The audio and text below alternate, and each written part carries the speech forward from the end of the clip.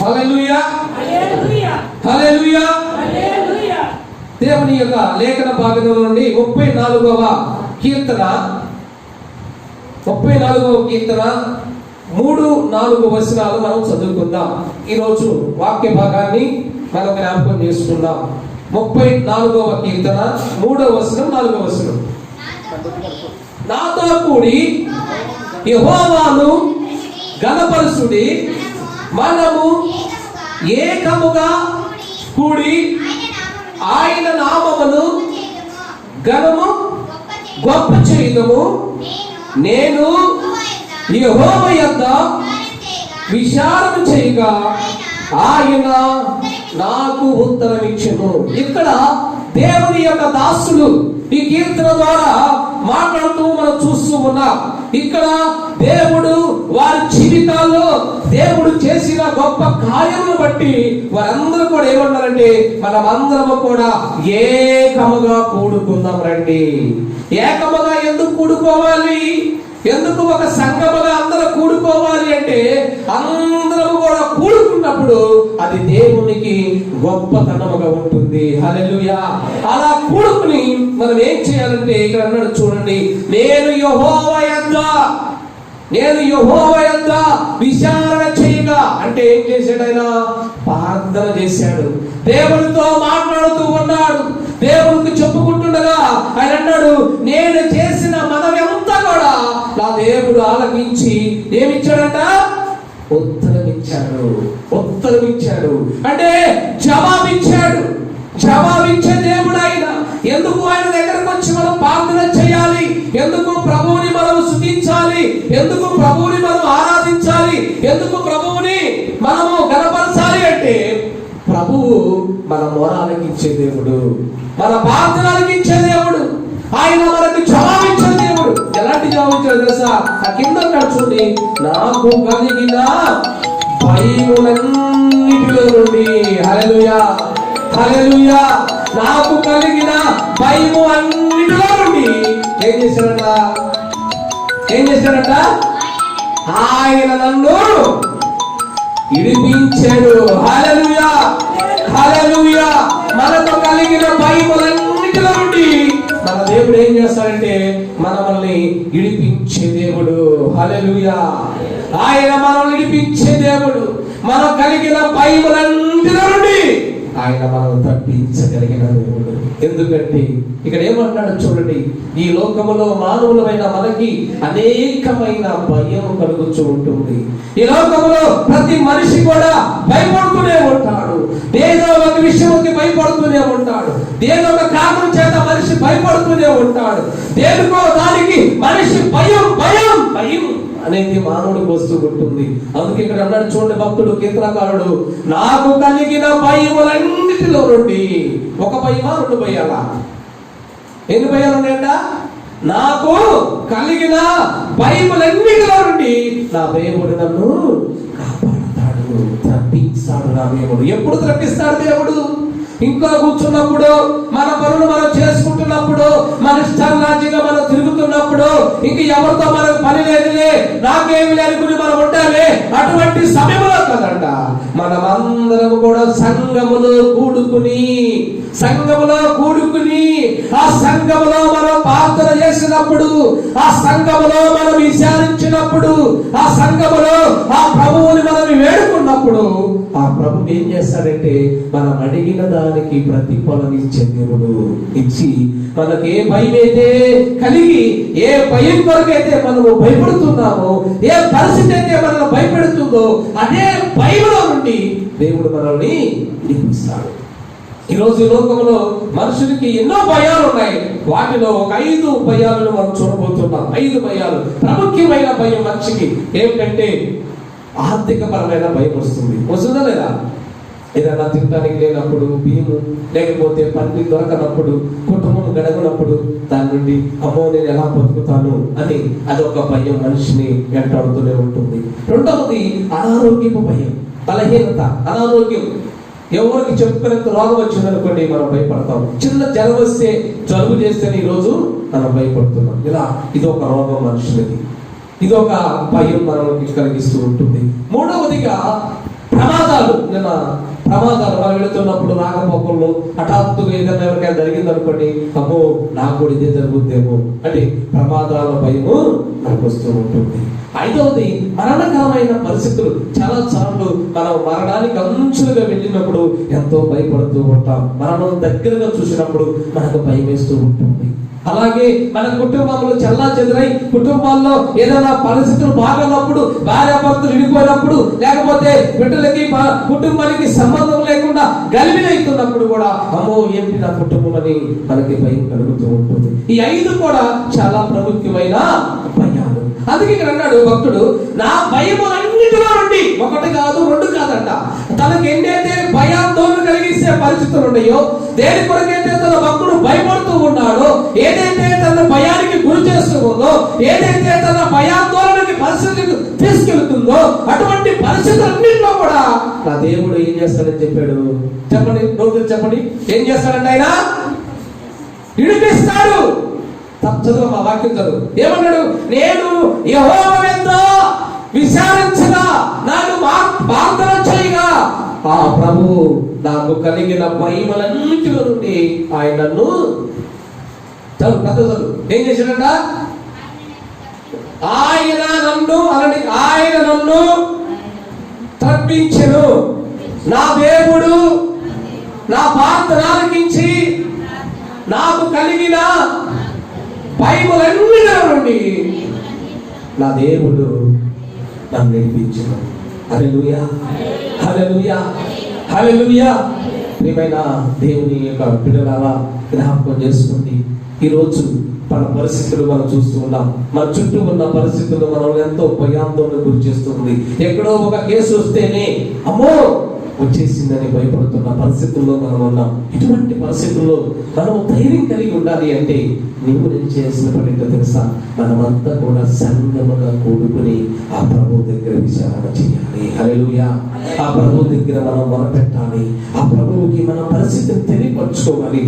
దేని నిమిత్తం అయితే మనం భయపడుతున్నామో, ఏ పరిస్థితి అయితే మనల్ని భయానికి గురి చేస్తుందో, అటువంటి భయాందోళన పరిస్థితుల నుండి మనము మన ప్రభువుకి మనం చెప్పుకున్నప్పుడు మనం చెల్లిస్తున్న దేవుడు, మనం నమ్మదగిన దేవుడు, మనం ఆరాధిస్తున్న దేవుడు, మనకు జవాబిస్తున్న దేవుడు మనల్ని ఆ భయాందోళన పరిస్థితుల నుండి తప్పిస్తాడు. హల్లెలూయా.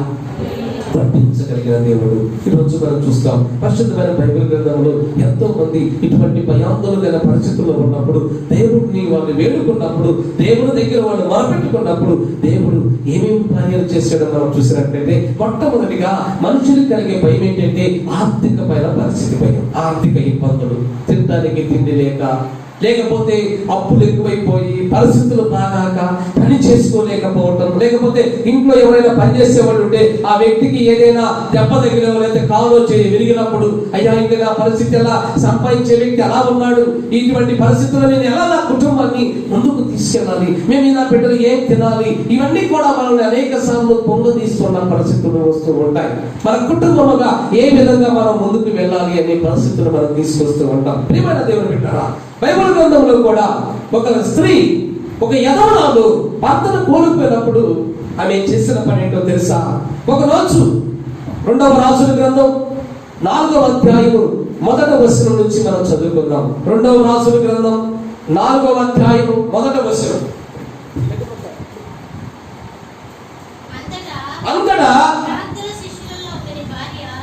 అంతటా ప్రవక్తలలో శిశువులలో ఒకని భార్య, నీ దాసుడైన నాకు నా పెనిమిటి చనిపోయిను, అతడు యెహోవాయందు భక్తి గలవాడై ఉందని నీకు తెలిసే ఉన్నది.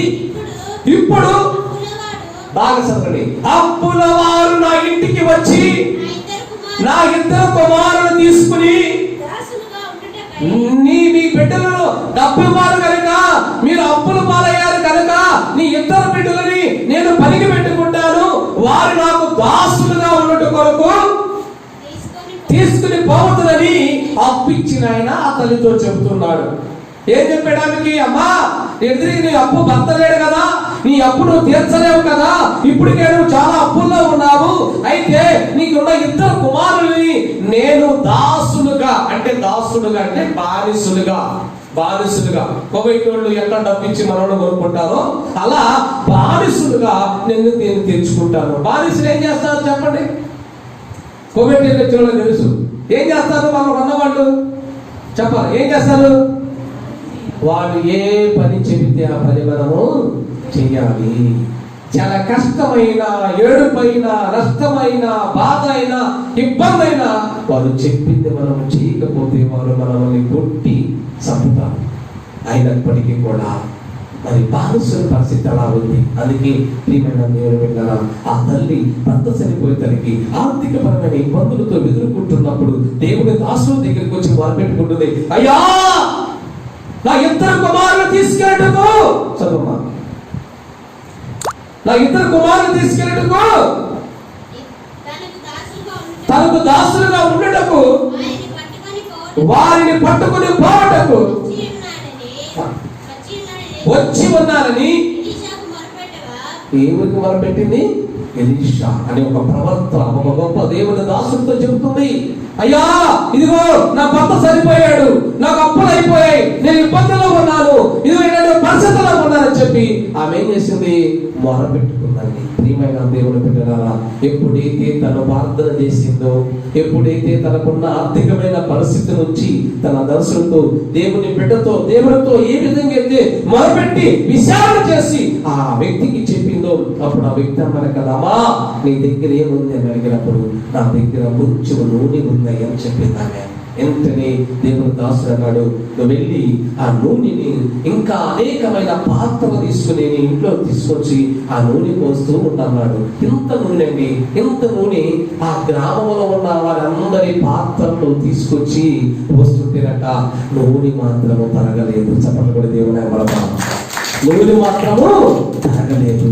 అప్పుడు ఎలీషా దగ్గరికి వచ్చిన తల్లి, అయ్యా నువ్వు చెప్పినట్టు నేను చేశానయ్యా, నేను చెప్పినట్టే ఇంకా అనేకమైన పాత్రలు తీసుకొచ్చాను, ఇంకెక్కడ కూడా పాత్రలు లేవయ్యా, ఇదిగో ఈ నూనె నా ఉందన్నప్పుడు ఆయన అన్నాడు కదా, అమ్మా నీవు ఈ నూనె అమ్ముకుని నీకున్న అప్పు తీర్చుకో అన్నాడు. హల్లెలూయా, హల్లెలూయా. చూసారా దేవుడు ఆ తల్లి యొక్క జీవితంలో ఆ తల్లి అల్లాడిపోతున్న ఆర్థిక పరిస్థితిని చూసి, తనకి ఇబ్బందులు పడుతున్న ఆర్థిక పరిస్థితిని చూసి ఆ దేవుడు ఆ గొప్ప దేవుడు తన దాసుడు చెప్పినట్లు ఆ వెంట చేయగా వెంటనే దేవుడు ఏం చేశాడో తెలుసా?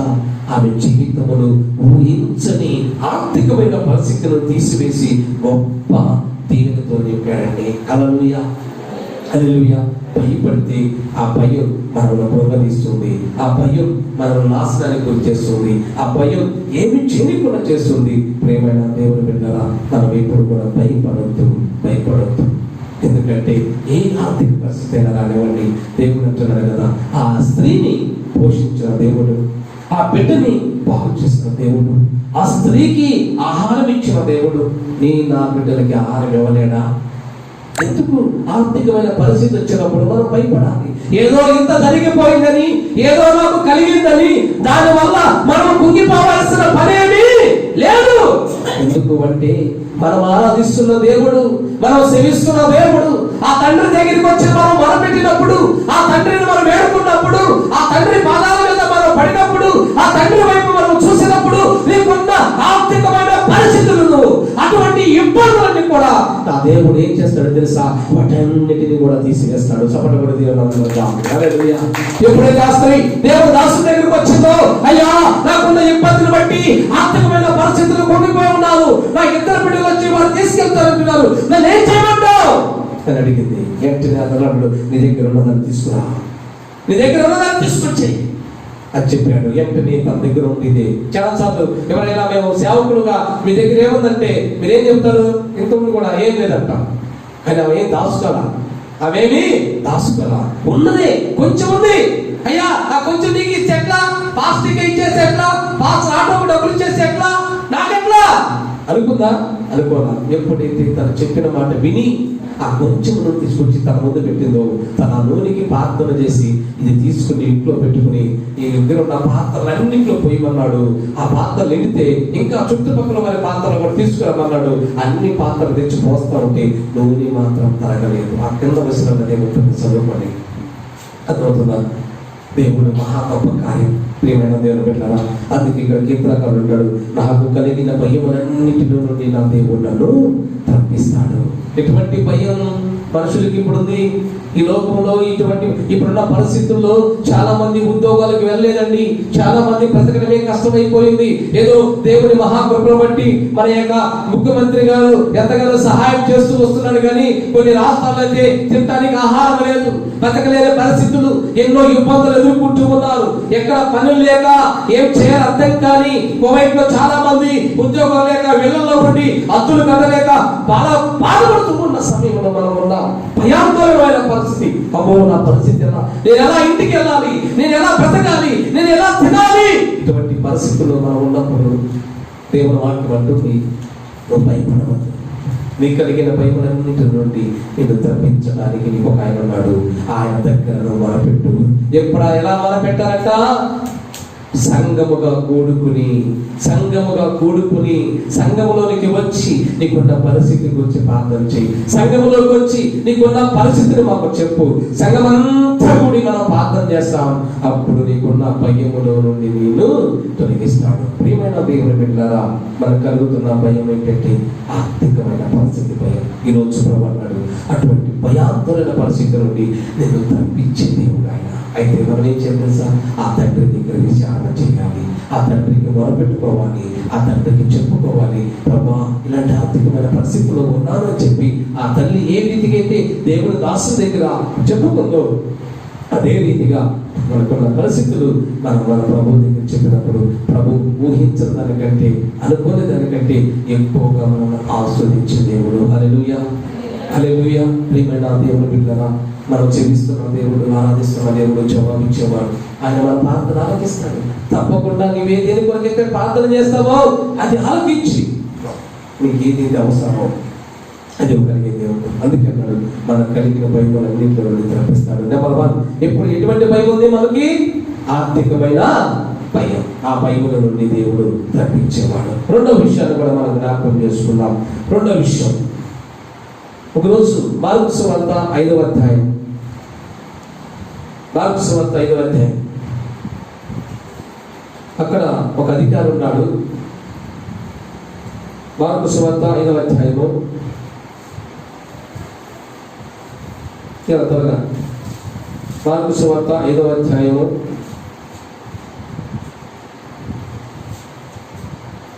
21వ వచనం చదువుకుందాం. 21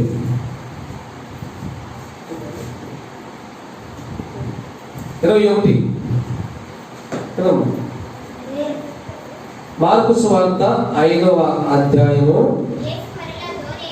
యేసు మరలా దోణివెక్కి ఆదరికి వెళ్ళినప్పుడు బహుజన సమూహము ఆయన వద్దకు కూడి వచ్చెను.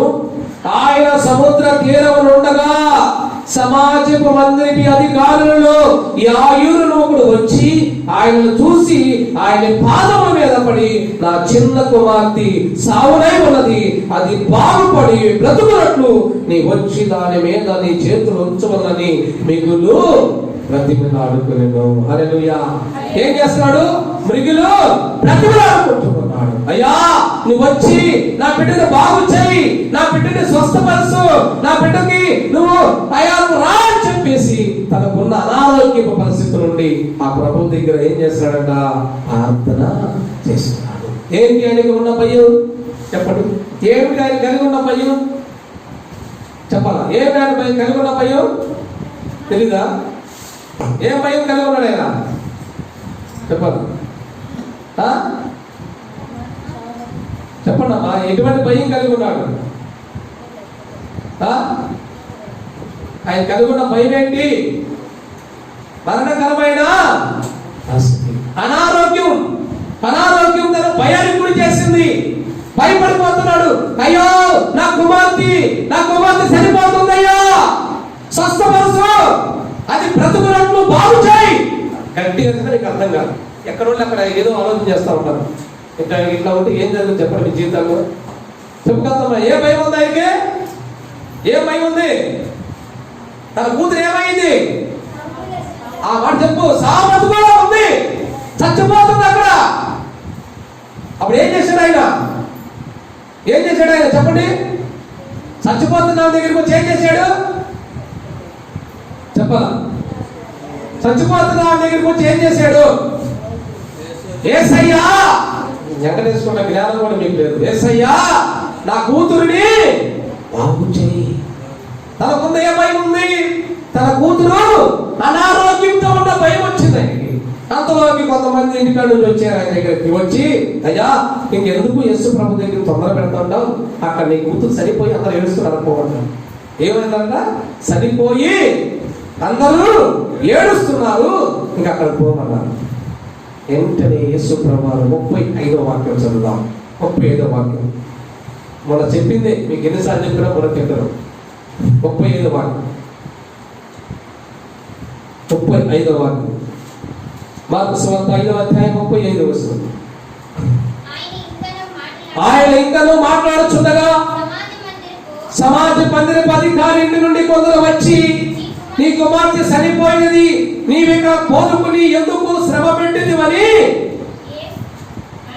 అని యేసు ప్రభు అన్నారు. ఎప్పుడైతే ఆ ప్రజలు వచ్చి ఆయన దగ్గరికి వచ్చాయా, ఇంకెందుకులే నీ కుమార్తె చనిపోయింది, ఇక చచ్చిపోయింది పో అని చెప్పేసరికి ఆయన వైపు చూశాడు దేవుడు. యేసు ప్రభు ఏమన్నాడు చూడండి. యేసు వారు చెప్పిన మాటలు లక్ష్య పెట్టక భయపడుకోము, నమ్మిక మాత్రం ఉంచుము అని చెప్పాడు. హల్లెలూయా. నమ్మిక ఉంచుము, భయపడద్దు. ఎందుకంటే నేనున్నా, చనిపోయిన వారిని లేపాను, చచ్చిపోయిన వారిని బ్రతికిస్తా. మరణకరమైన పరిస్థితుల్లో మరింత దగ్గరికి వెళ్ళినప్పుడు భయమును నిలిపించే దేవుడు మన దేవుడు. ఏ రోగమైనా మనకు రానివ్వండి, డాక్టర్లు చనిపోతారని చెప్పినా, ఆల్రెడీ చచ్చిపోయిందని చెప్పినా వారు ఏం చేశారు తెలుసా? దేవుడు అన్నాడు, నువ్వు మాత్రం వారి మాట వినొద్దయ్యా, అసలు భయపడవద్దు. ఎందుకంటే మరణకరమైన పరిస్థితుల నుండి కూడా నేను విడిపించగలిగిన దేవుడిని. హల్లెలూయా. నేను విడిపించగలిగిన దేవుడిని. అటువంటి పరిస్థితుల నుండి నిన్ను బయటకు తీసుకురాగలుగుతాను నేను. అందుకన్న భక్తుడు కీర్తనకారుడు, నాకు కలిగిన భయములన్నిటిలో నుండి నా దేవుడు నన్ను తప్పించను. దేవుడు తప్పిస్తాడు. మొదటి భయం ఏంటి మనుషులకి? ఆర్థికమైన భయం. రెండో భయం మరణకరమైన రోగములు. మరణకరమైన రోగం వచ్చినప్పుడు భయపడుతూ ఉంటాము. ఏం జరుగుతుందో, ఏమవుతుందో, ఏమైందని చెప్పి. కానీ యేసు ప్రభు అన్నాడు, వాడికి నువ్వు భయపడవద్దు. యాయుతో చెప్తున్నాడు, అయ్యా నువ్వు భయపడవద్దు. వాళ్ళ మాట చెప్పినా వినొద్దు, నేనున్నా. నాకు చెప్పావు కదా, నా దగ్గర మొరపెట్టుకున్నావు, నాకు నువ్వు ప్రార్థన చేశావు, నా వెంట విచారణ చేశావు, నీకున్న పరిస్థితులు నాకు చెప్పావు, నీకున్న ఇబ్బందులు నాకు చెప్పావు, నీకున్న ఆర్థికమైన ఇబ్బందులు నాతో చెప్పుకున్నావు కనుక ఇక అసలు ధైర్యంగా ఉండిపో అన్నాడంతే. ధైర్యంగా ఉండదు, వారి మాట ఉండదు, నమ్మక మాత్రం ఉంచుకొని అప్పుడు యేసు ప్రభువు తన దగ్గరికి వెళ్ళి ఆ బిడ్డ దగ్గరికి వెళ్ళి ఆ సావు బ్రతుకులో ఉన్న ఆ బిడ్డను మరణించిందనుకున్న ఆ బిడ్డను దేవదేవుడు వెళ్ళి ఆమెను వెంటనే లేవనెత్తి నడిపించాడు. హల్లెలూయా. హల్లెలూయా. ప్రియమైన దేవుని బిడ్డలారా, జ్ఞాపకం చేసుకోండి, మనం నమ్మిన దేవుడు, మనం ఆరాధిస్తున్న దేవుడు, మనం మొరపెడుతున్న మన దేవుడు మనకున్న పరిస్థితులు మార్చగలడు. ఆయన భయం అన్నిటిలో నేర్పించగలిగిన దేవుడు. ఈరోజు మనుషులకు ఉన్న భయం ఏంటో తెలుసా? ఒకటి ఆర్థికమైన భయం, రెండవదిగా మరణకరమైన పరిస్థితులు భయం మనుషులు ఉన్నారు. ఈరోజు ఎక్కడైనా సరిపోతే సార్ భయం వేస్తుంది, ఎక్కడైనా ఒక వార్త ఉంటే సార్, ఎక్కడైనా ఒక కరోనా వచ్చిందంటే సార్ మన టెన్షన్ పడతాం, భయపడతాం. ఎక్కడేం జరిగినా మన గుండెలో దడ దడ దడ దడ పుడుతూనే ఉంటుంది. కానీ దేవుడు వాక్యం అంటుంది, నువ్వు భయపడద్దమ్మా, నీ దేవుడి దగ్గర విచారణ చేయి. ఎలా విచారణ చేయాలి చెప్పండి? ఎలా విచారణ చేయాలి దేవుని దగ్గర? ఎలా విచారణ చేయాలన్న అందరూ కూడా సంగముగా కూడుకుని నీకున్న పరిస్థితి. అందుకే మేము చెప్తా, ఎవరికైనా సరే మీకు ఏదైనా ఇబ్బంది ఉందంటే ఇక్కడ రాగానే చెప్పండి, మీ కొరకు మేము ప్రార్థన చేస్తాం, ప్రభు దగ్గర మొరపెట్టుకున్నాం. అప్పుడు ఆ ప్రభు ఆ పరిస్థితి నుండి అటువంటి భయాందోళనగా మన పరిస్థితుల నుంచి మనల్ని ఇప్పించలేము. ఒక్కమారు కళ్ళు మూసుకుని కొద్ది నిమిషాలు, ప్రభా మరి తండ్రి ఇటువంటి పరిస్థితులు ఒకవేళ నేను అటువంటి భయాందోళన గురైనానేమో, ఒకసారి నన్ను కనికరించు ప్రభాని ప్రభువుని వేడుకుందామా? నిజంగా ప్రియమైన దేవుని బిడ్డలారా, మీరు ఎక్కడున్నా ఏం చేస్తున్నా ప్రభు వైపు చూడండి, ప్రభుకి ప్రార్థన చేయండి, ప్రభు దగ్గర విచారణ చేయండి. మనకు కలిగిన భయములన్నింటి నుండి దేవుడు విడిపిస్తాడు. అందుకే భక్తుడు అన్నాడు కదా, తన కలిగిన భయములన్నిటిలో విడిపించాడు. ఈ రోజు మనకు కలిగిన భయం ఏంటో తెలుసా? ఒకటి ఆర్థికమైన పరిస్థితులు భయం. దేవుడు అంటున్నాడు, ప్రియమైన దేవుని బిడ్డ, మోకరించండి మోకరించండి ప్రభు అన్నాడు. అటువంటి పరిస్థితుల భయం విడిపిస్తానంటాడు. రెండవది మరణకరమైన పరిస్థితుల భయం. అమ్మో, సావు నాకు దగ్గరగా వచ్చేస్తుంది, నేను సరిపోతున్నానేమో. దేవుడు వాక్యం అంటుంది, యాగీరు కుమార్తె సరిపోతుంది, ఆల్రెడీ సరిపోయిందని చెప్పారు. కానీ తండ్రి అన్నాడు, నీవు మనుషుల మాట లక్ష్య పెట్టవద్దు, నీవు భయపడదు, నమ్మిక మాత్రం ఉంచు. నీవు ప్రార్థన చేస్తున్న దేవుడు ఆలకించేవాడు. నీవు జవాబిచ్చే దేవుడి దగ్గర మొరపెట్టుకో. ఎక్కడెక్కడికో వెళ్ళి ఎవరెవరికో చెప్పుకుంటే నీ బాధలు తీరవు, నీ భయం పోదు. నీవు నిజ దేవుడి దగ్గరికి రావాలి. ఆయన సన్నిధిలో సంగముగా కూడుకుని, ప్రభువా నాకున్న ఆర్థికమైన పరిస్థితుల నుండి విడిపించమని వేడుకున్నా. ప్రభువా నాకున్న మరణకరమైన రోగము నుండి నన్ను బాగు చేయి, నన్ను బ్రతుకున్నట్లు అంటున్నాడు. అక్కడ బ్రతుకున్నట్లు దేవుడు అడిగినప్పుడు అటువంటి పరిస్థితులు ఉన్న భయాందోళన నుండి మనం దేవుడు విడిపిస్తాడు. కృప కలిగిన మా తండ్రి, దయగలిగిన మా దేవ, నిఘనమైన శ్రేష్టమైన బంగారు పాదాలు పొందనాలు. ఇప్పుడు వరకు ప్రభు కొద్ది నిమిషాలు నిలబెట్టి నీ అమూల్యమైన మాటల చేత, నీ ఉన్నతమైన మాటల చేత ప్రభా పరిస్థితి వాడుకున్నందుకు నీ పొందనాలు. నిజమే, ఈరోజు ఎక్కడ చూసినా, ఏ గ్రామంలో, ఏ వ్యక్తిని, ఏ కుటుంబంలో చూసినా భయం భయం ప్రభా. ఇటువంటి భయాందోళన పరిస్థితుల నుండి దావీదుకి అన్నట్టుగా ప్రభా, నాకు కలిగిన భయములన్నిటిలో నుండి నా దేవుడు తప్పించుకున్నాడు. అవును ప్రభా, ఈ లోకంలో నీ దగ్గర మేము మొరపెట్టుకున్నప్పుడు, మేము నీకు వచ్చి మా పరిస్థితులు మేము చెప్పినప్పుడు ప్రభా, మాకు వస్తున్న భయాందోళన పరిస్థితుల నుంచి తప్పించగలిగిన దేవుడు మేము చూసాం ప్రభా. ఇప్పుడు లేఖనంలో చూసాం, ఇదిగో నా ప్రభా నా తండ్రి, ఇదిగో నా ప్రభా, ఇదిగో నా ప్రభా, అయ్యో నా తండ్రి, యదవరాలు ప్రభా ఆహారం లేక అప్పుల బాధల్లో ఆర్థికమైన ఇబ్బందులకు ఎదుర్కొంటున్నప్పుడు ఆ తల్లిని ఏ రీతిగా అయితే నువ్వు ధైర్యపరిచి ప్రభా దీవించావు, అదే రీతిగా మమ్మల్ని మా కుటుంబాలు దీవించండి. అలాగే ప్రభా, యాయీరు కుమార్తె సావు బ్రతుకుల్లో ఉండి సరిపోయిందని చెప్పినప్పటికీ కూడా నీ వాక్యం అంటుంది భయపడవద్దు అని చెప్పావు. అటువంటి పరిస్థితులైన రోగాలు మాకు వచ్చినప్పుడు కూడా మేము భయపడకుండా నీ ఉన్నతమైన కృపలో మేము ముందు కొనసాగలాగా సాధించాలని యేసు ఉన్నతమైన నామమున ప్రతి ఉన్నారు పెట్టుకున్న పరమ తండ్రి. ఆమేన్ ఆమేన్. హల్లెలూయా.